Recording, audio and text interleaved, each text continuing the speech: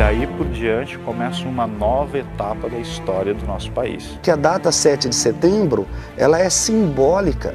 É um marco da independência, este grito à margens do rio Ipiranga. Que o melhor para o nosso território era voltar a ser colônia de Portugal. Então Dom Pedro, no seu cavalo, tirou a espada, colocou para o alto independência ou morte. E deixa seu filhinho com 5 anos de idade aqui. Nós tivemos mais benefícios do que retrocessos. Deixar de ter aquela ideia que política é um assunto chato de se discutir e ter essa ideia de que política é extremamente importante, é que ela que rege nossos dias e que nossa vida é regida por esses atos de pessoas que colocamos lá.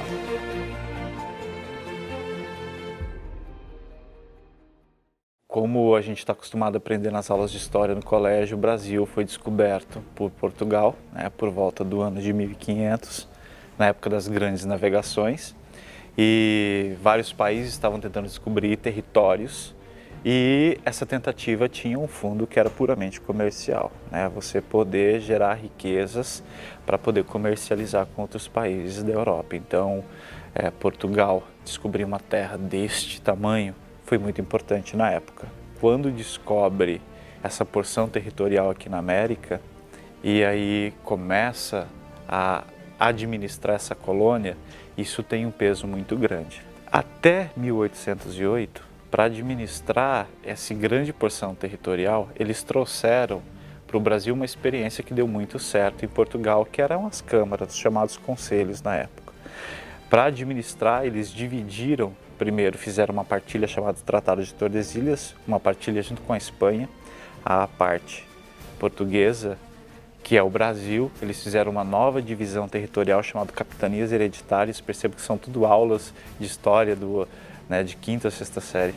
Essas partilhas, essas porções territoriais eram colocadas pessoas para administrar esses territórios, estas riquezas, que eram tiradas do nosso país e levadas a Portugal. Ou seja, os produtos iam para Portugal, Portugal comercializava e a riqueza ficava em Portugal. E isso era um problema muito grande para o país, que ainda tinha escravidão e tudo mais. Houve então um momento de uma pressão para a família real vir para o país, que é 1808, tem até livros sobre isso, quando a família real decide vir para o Brasil e aí inverte a questão de comércio e de metrópole. Então aqui agora começa a se comercializar, a família real está aqui e toda essa riqueza, todo o dinheiro começa a ficar no Brasil. A família real, depois que tem uma estada no Brasil, começa a sofrer toda uma pressão para que volte para Portugal, porque todas as pessoas, a elite dominante portuguesa, se vê enfraquecida, se vê com menos dinheiro, toda a administração está aqui no país, todas as riquezas estão aqui no país. Quem fica no Brasil com a volta da família portuguesa? Dom Pedro I.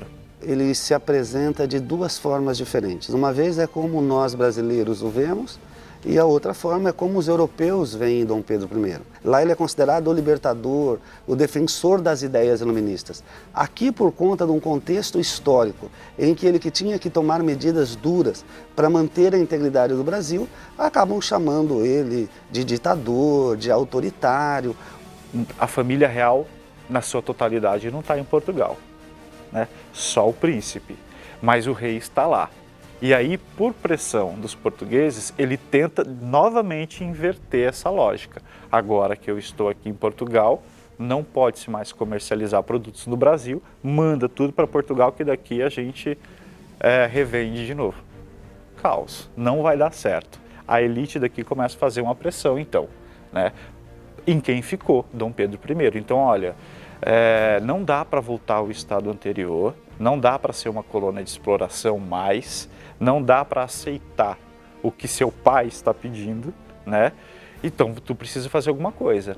Sentindo esse momento, o pai de Dom Pedro, o rei, chama Dom Pedro de volta. Se deixar o filho aqui, você não vai conseguir fazer essa inversão, então chama ele para voltar para Portugal. E o rebelde diz, não, eu fico. Aí tem o chamado dia do fico. Dom Pedro I, então, resolve desobedecer às cortes e a frase famosa, diga ao povo que eu estou preparado, que eu fico. Poxa, Se Dom Pedro voltar, acabou tudo, a gente não vai ser independente, nós não vamos ter essa comercialização, então precisava fazer uma pressão para que Dom Pedro ficasse no país.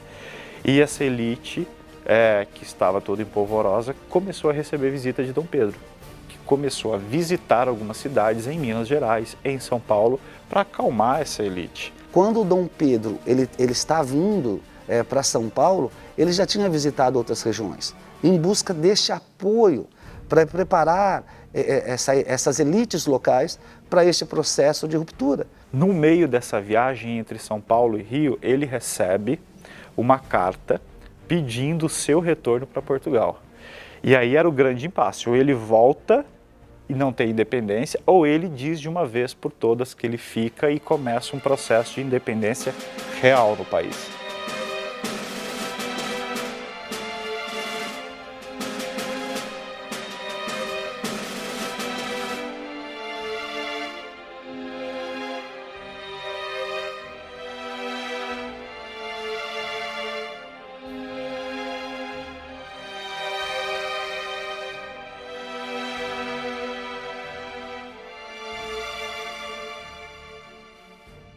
Mas qual foi o papel importante da Imperatriz Leopoldina dentro do processo de independência? É ela que assina a ruptura. Então veja, quando Dom Pedro estava em viagem para São Paulo, ele a nomeia como regente do Brasil. E quando chegam as cartas então de Portugal, das cortes portuguesas, exigindo o retorno de Dom Pedro, é ela que convoca o Conselho de Ministros e ali, na reunião com o Conselho de Ministros, assina um documento legitimando a separação do nosso país, 5 dias antes do 7 de setembro. Quando ela encaminha o mensageiro para Dom Pedro, ela diz para ele que esse ato de ruptura já está assinado. Então o que Dom Pedro faz? Veja que ele não anuncia ao Brasil a ruptura, isso foi feito a partir do documento que ela assinou. Ele anuncia a sua guarda pessoal, que a partir daquele momento os laços com Portugal estavam cortados. É muito interessante falar do episódio do grito da independência, porque há uma romantização, há toda uma questão literária e poética em volta do que seria um grito. Imagine a independência do país. Nós precisamos construir uma imagem de país forte, de alguém com liderança. Você não vai falar que ele chegou numa reuniãozinha qualquer e falou assim, ó, independência a partir de hoje é isso. Não. Você vai ter que construir uma cena no imaginário da população para que se acredite, né, em como a coisa aconteceu. Então Dom Pedro, no seu cavalo, tirou a espada, colocou para o alto e independência ou morte. O quanto isso realmente aconteceu, né, é uma questão puramente poética e literária. Então, no momento que veio a ruptura, a primeira ação de Dom Pedro é elaborar a nossa Constituição, porque até então as leis que valiam no nosso território eram as leis que eram elaboradas no território português. Ele acaba indo para lá e deixa seu filhinho com 5 anos de idade aqui. Então vai se abrir na história do Brasil, nesse momento, o período regencial, em que o Estado brasileiro esteve nas mãos de regentes. Este período regencial, como eu estou pincelando, é um período de vazio de poder. As regiões, os líderes das regiões, não se sentiam representados por esses regentes. E, portanto, abriu nesse período o período mais sangrento da nossa história, com as rebeliões regenciais, a balaiada, a cabanagem, a mais dura delas, que foi a Revolução Farroupilha, que se estendeu até 5 anos após, né, o golpe da maioridade, que levou Dom Pedro II a assumir o poder em 1840. Então veja que, mesmo ele sendo um menino de 14 anos, ele conseguiu, após assumir o poder, ficar no poder até 1889. O grande acontecimento do país no momento, independência. Aí tem esses 2 reinados e aí até a República. Então os conflitos vão existir, né? Mas eles ainda são administráveis até a República.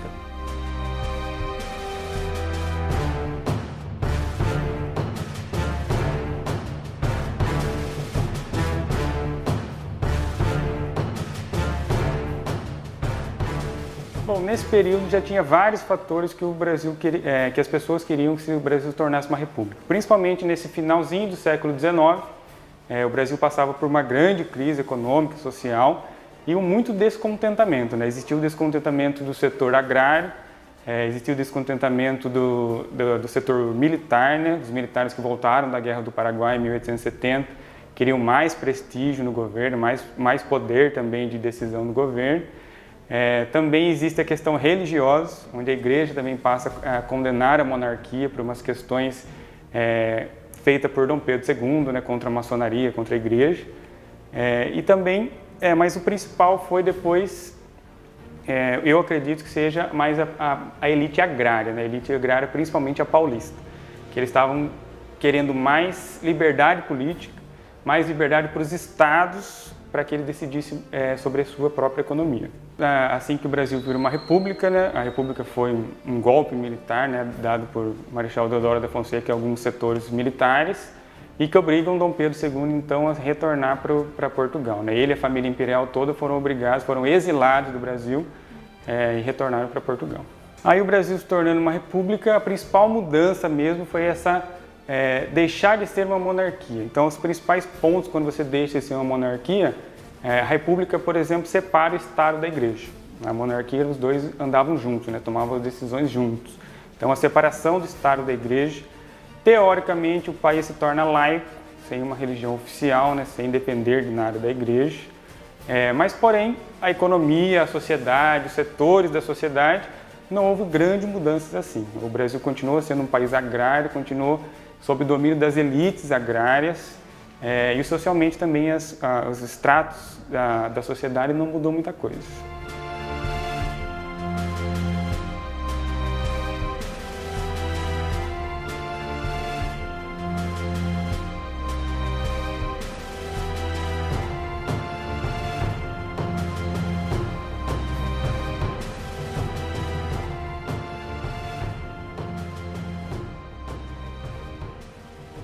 O Prudente ele se torna presidente em 1894, atuando até 1898, e as contribuições dele foram várias, né? Então, primeiramente, ele começou a basear toda a economia do Brasil, a sociedade, na Constituição. Então, as leis seriam as principais regras do Brasil. Também são outros fatores que ele exerce enquanto presidente que ajudam a consolidar essa república. Então, ele fez tratado de livre comércio com o Japão. Ele também atua muito na política externa, fazendo também tratados com outros países, como França, Portugal, Inglaterra. Ele também faz o ajuste na educação do Brasil. Então, ele faz a reforma educacional no Brasil, né? Baseando a educação então, do Brasil no modelo norte-americano da educação. E ele consegue, então, manter com essas atividades, ele consegue manter a República no Brasil. Apesar de sofrer muita oposição, principalmente dos militares, ele consegue aí manter a República do Brasil de uma forma mais consolidada. Então, a primeira vez que houve eleição para um presidente aqui no Brasil, foi o Prudente que ganhou.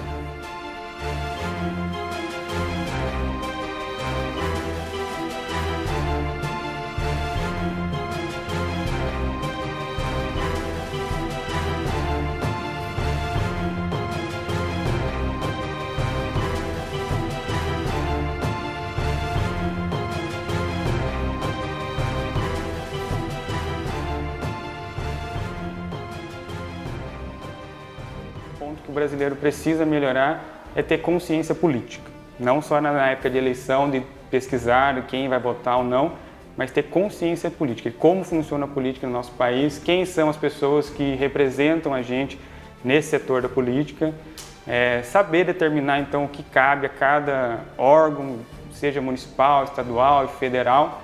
Então, tendo maior consciência política de como se faz política no Brasil, você tem como saber em quem votar, em quem vai nos representar no futuro. Então, eu acho que seria a consciência política de todo cidadão. Deixar de ter aquela ideia que política é um assunto chato de se discutir e ter essa ideia de que política é extremamente importante, é que ela que rege nossos dias e que nossa vida é regida por esses atos de pessoas que colocamos lá. O nosso país, apesar da independência, nós ainda estamos amadurecendo em processos democráticos. Cada vez mais a gente tem a noção de que o voto ele tem um poder e de que a corrupção ela tem sim que ser combatida, né, e dá problema sim. Então, eu acredito que nesses 200 anos, quando nós fizermos 200 anos da independência, eu acho que vai ser um momento de reflexão de o quanto a gente amadureceu nesse processo democrático, quais os avanços nós conquistamos e, mais que isso, quais são os hábitos ruins que a gente tem que deixar para trás. É muito complicado hoje olharmos para o passado e falarmos, ó, houve este erro aqui e ali, mas eu considero que um dos maiores acertos, à custa de sangue no território brasileiro, foi a manutenção na íntegra do nosso território. Então veja que quando a gente olha para o nosso país hoje, qual é o brasileiro, né? Nós temos o índio, nós temos o japonês que aqui veio, os alemães, os italianos, não é? O povo brasileiro é uma faceta de todos os povos. Então a manutenção da integridade desse território é que permitiu que o futuro do país, né, pudesse ser desta forma. E apesar de todos os problemas históricos, o Brasil é uma das principais economias do mundo, claro que com um monte de problemas a serem resolvidos, mas a gente continua caminhando.